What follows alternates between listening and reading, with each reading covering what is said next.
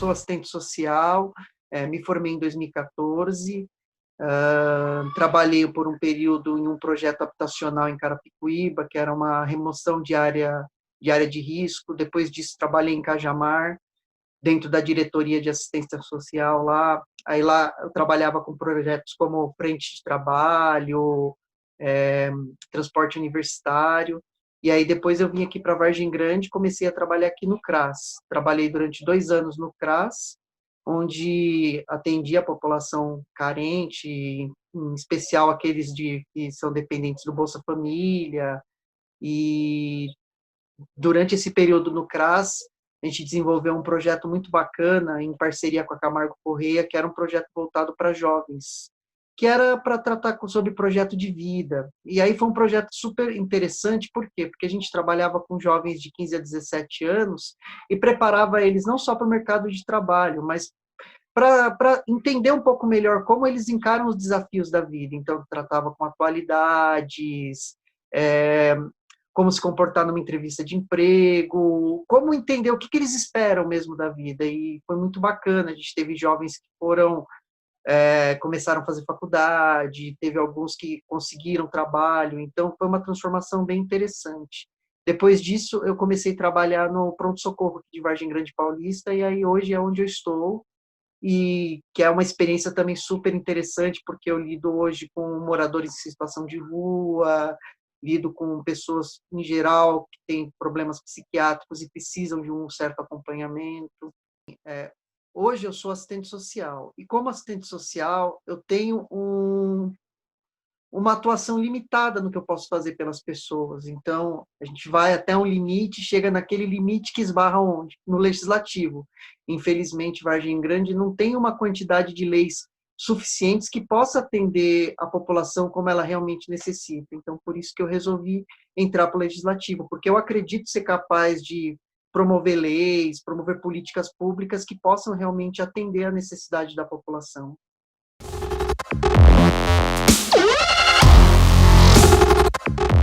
Não, não, nenhum grupo.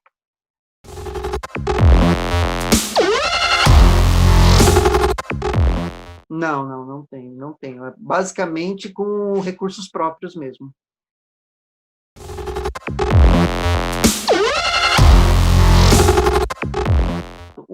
O principal, na verdade, seria o centro-dia, que seria um local onde os idosos poderiam passar o dia e teriam atividades para eles, para ocupar eles, não só jogos, né, mas oficinas, coisas que possam realmente fazer com que eles se sintam bem e acolhidos. Porque o que acontece? Qual que é o grande problema hoje dos idosos?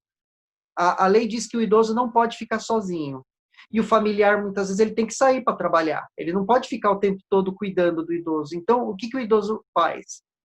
O que essa família faz com esse idoso? Então, esse centro-dia acolheria esse idoso para que ele ficasse durante o dia enquanto o familiar sai para trabalhar, e aí à noite o idoso voltaria para casa com o convívio da sua família. Em São Paulo tem algumas atividades assim, tem Barueri também. Barueri, inclusive, eles têm um projeto lá muito bacana de residências para idosos. Então, idosos que não têm família, eles acabam indo para esse local. Então, funciona como se fosse uma residência, praticamente, para eles. Eles vão, tem o local deles, o quarto, as coisas dele. Então, não é um asilo, porque eles têm total liberdade para sair, para passear, tudo, e voltam para casa.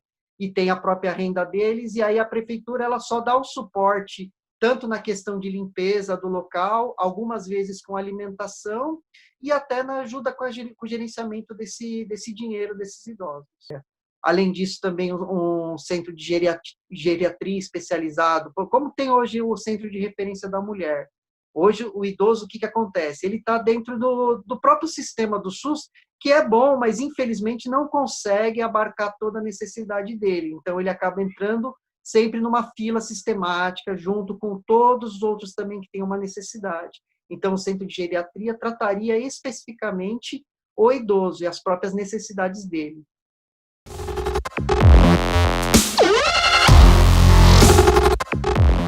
Na verdade, sim, é um problema, mas eu acredito que isso está relacionado diretamente com a educação.